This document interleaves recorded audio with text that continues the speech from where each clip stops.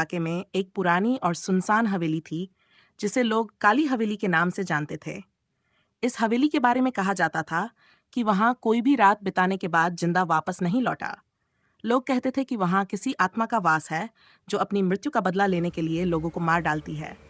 एक दिन 4 दोस्त राहुल, मोहन, सौरभ और रेखा साहसिक भावना से प्रेरित होकर काली हवेली में एक रात बिताने का निर्णय करते हैं। रात के समय जब पूरा शहर सो रहा था, वे चारों अपने सामान के साथ हवेली की ओर चल पड़े।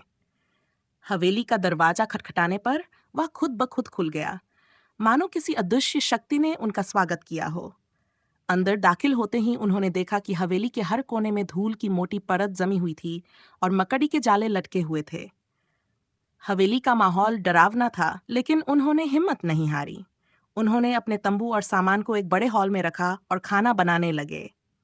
रात गहराते ही उन्होंने आग के चारों ओर बैठकर पुरानी कहानियां सुनाना शुरू किया।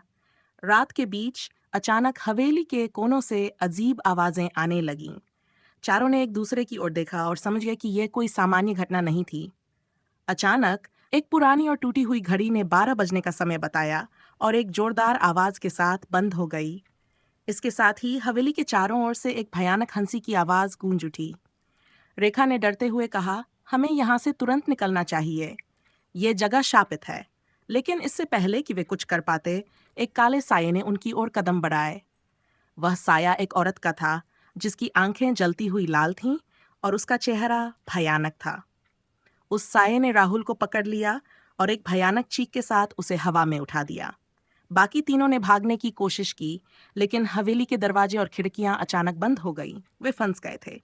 मोहन ने डरते हुए कहा, यह वही आत्मा है जो इस हवेली में मर गई थी। उसने हमें चेतावनी देने के लिए यह सब किया है। साया फिर से प्रकट हुआ और उसने कहा, तुम लोगों ने मेरी शांति भंग की है। अब तुम्हें मेरी ही तरह मरना होगा। अगले दिन पुलिस ने हवेली में चारों दोस्तों के शव पाए। उनके चेहरे पर भयानक डर के निशान थे। गांव वालों ने कहा कि यह काली हवेली का श्राप है, जो अब कभी खत्म नहीं होगा। तब से काली हवेली को किसी ने छूने की हिम्मत नहीं की और वह अब भी अंधेरे में भयानक कहानियों को समेटे खड़ी है।